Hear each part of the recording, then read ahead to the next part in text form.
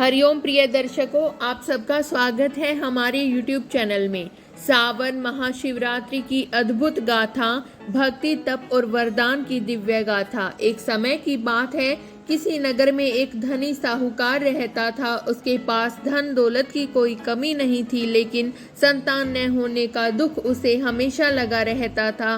संतान प्राप्ति की आशा में वह पूरे श्रद्धा भाव से सोमवार का व्रत करता और भगवान शिव व माता पार्वती की पूजा करता था।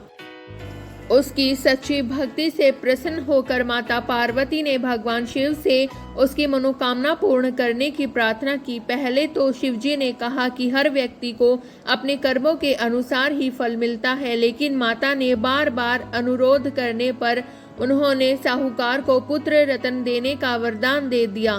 साथ ही यह भी कहा कि वह पुत्र केवल 12 वर्ष तक ही जीवित रहेगा। साहूकार यह बात सुनकर भी विचलित नहीं हुआ और पहले की तरह भगवान शिव की पूजा करता रहा। कुछ समय बाद उसकी पत्नी ने एक सुंदर पुत्र को जन्म दिया। जब वह पुत्र 11 वर्ष का हुआ तो साहूकार ने उसे पढ़ाई के लिए काशी भेजा। साथ में उसका मामा भी था, जिसे रास्ते में यज्ञ और ब्राह्मणों का भोजन कराने का आदेश मिला था। रास्ते में वे एक राज्य में रुके जहां एक राजकुमारी का विवाह हो रहा था। दूल्हा एक आंख से काना था और यह बात छुपाई जा रही थी। राजकुमार के पिता ने साहूकार के पुत्र को अस्थायी दूल्हा बनाकर विवाह कराने की योजना बनाई। विवाह हो गया, लेकिन साहूकार का पुत्र सत्यवादी था। उसने दुपट्टे पर लिखा कि तुम्हारा विवाह मुझसे हुआ है, न कि उस काने राजकुमार से। यह पढ़कर राजकुमारी ने अपने माता पिता को सब बताया और विवाह रोक दिया गया। काशी पहुंचकर यज्ञ की तैयारियां शुरू हुई। जिस दिन वह बालक 12 वर्ष का हुआ, उसी दिन उसकी तबीयत खराब हो गई और उसकी मृत्यु हो गई। मामा का विलाप देखकर उसी मार्ग से गुजर रही माता पार्वती को दया आई। उन्होंने भगवान शिव से बालक को पुनर्जीवित करने की प्रार्थना की।